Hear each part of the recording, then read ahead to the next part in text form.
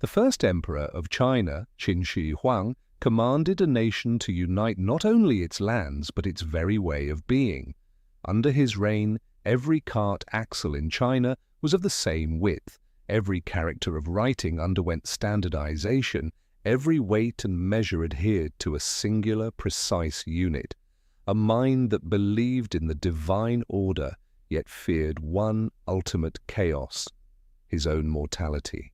In the chilling chaos of the Warring States period, where countless principalities waged endless battles, Qin Shi Huang emerged as a rare figure of order amidst the disarray. He harbored an unerring belief that to overcome division was to outwit chaos itself by imposing a singular, monumental order. His unification was no mere consolidation, but a feat of civilization through the force of will. Yet, genius is seldom simple. For Qin Shi Huang, the very act of control, of harmonizing the cacophony of a divided land, resonated as both brilliance and obsession. His penchant for order was ultimately a search for immortality, viewing life as a puzzle to be solved with the right combination of elements. His control was at once his mastery and his madness. The emperor's achievements proved monumental, establishing a lasting template that future dynasties would attempt to follow. Roads connected every corner of the empire. A single currency dissolved old financial feuds. Weights and measures brought mercantile clarity. His vision was a manifestation of cosmic truth, a truth that he believed could render all under heaven equal and harmonious. As tireless as he was brilliant, Qin Shi Huang's obsession extended beyond the temporal victories. His control could command the present, but he sought to conquer the future. Thus began his pursuit of immortality, an ambitious quest to surmount the one barrier his empire could not breach. It became a drive that veered into delirium, holding logic hostage to desire. Under his rule, fear was an equal opportunity enforcer and ally. Dissent was smothered before it breathed. Ideas that crossed the emperor's vision of order were incendiary, literally and metaphorically. Books were burned, knowledge was purged, histories rewritten.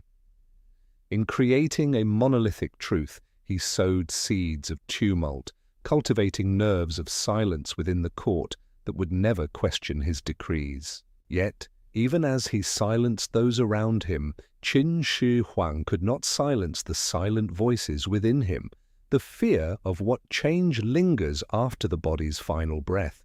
He believed the key to eternal life lay not in the tangible realm of empire, but in consuming the celestial potions of life, no matter the ingredient, no matter the cost. Spurred by the notion of an indestructible legacy, the emperor placed unequivocal faith in a seemingly inscrutable logic. Drinking mercury would prolong his life indefinitely.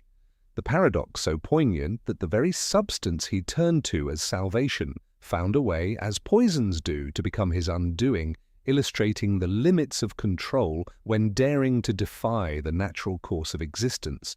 In crafting his tomb, Qin Shi Huang fashioned a microcosm of the world he ruled, an eternal simulacra that sought to mirror the grandeur and power he wielded in life. Beneath the surface lay an army of 8,000 terracotta soldiers, mute sentinels in an unending vigil over a man who trusted no living protectors. His need for control even transcended his need for trust. His tomb stands as a vivid testament to the ultimate tension between fear and control, an enduring reminder of the emperor's refusal to relinquish hope that his reign could flirt with the idea of eternity. Yet even as this underground world was meticulously constructed, it took on the air of a confessional, power's grim grasp outpaced by nature's immutable cycle. With Qin Shi Huang's death, the empire was laid bare. The complex structure of control began to pull at its own seams, not with the ferocity of warfare, but as an aftermath of centralized authority's heavy reliance on a singular will. He aimed to inscribe eternity, but inked his impact to but a few fleeting years beyond his life. The ounces and measures he refined soon became the irony of his downfall. Roads he built became paths leading to the dissolution of a family's reign, untethered to a leader's will. What flourished was what once suffocated, the human spirit's need for flexibility over rigid consistency, imperfect harmony over immaculate isolation. It is often said that with great power comes great responsibility. For Qin Shi Huang, it was the great uncertainty of his eternal endeavor, his ultimate rendering flawed by his own search for infallibility. The stark lessons observed in his journey illuminate the heart's designs to bespeak permanence, a testament to the fact that ultimate control consumes all.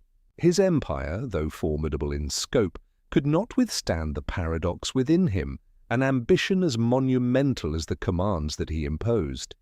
Each edict performed with precision, each fear stilled with fervency, was but an illusion against the tides of time and humanity's relentless need for evolution, a need that bears the hallmark of unpredictable change. The cost of silence, the price of unwavering control, and the shame in relinquishing trust proved a deadly alchemy in Qin Shi Huang's realm. The elixirs faded, but memory carved his story as both caution and revelation. That greatness is not indestructible, and that endeavor's fulcrum must grasp more than fear and control to endure. And so we find in Qin Shi Huang a ledger of intricate triumph and equal cost, a narrative woven into the fabric of time's weave.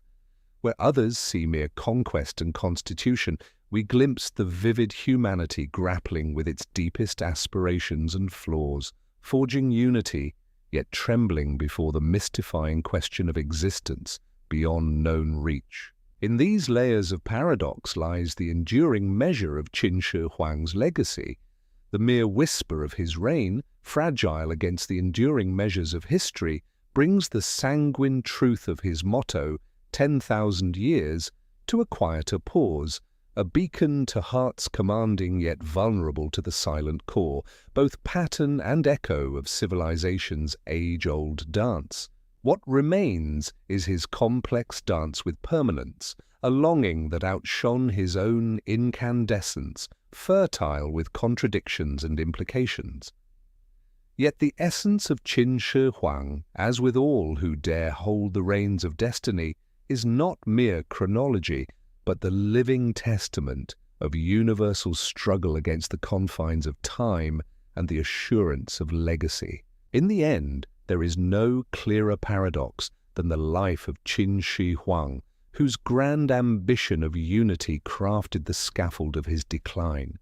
His story whispers across time as less testament to the might of control, but to the curious resilience of chaos rebirthed into opportunity, a lesson that sometimes what we hope to capture must be allowed to thrive beyond grasp. And here, where stories pause yet never conclude, the Emperor's presence lingers like fading echoes among the terracotta ranks, a symphony of silence hewn in baked clay, halting yet timeless.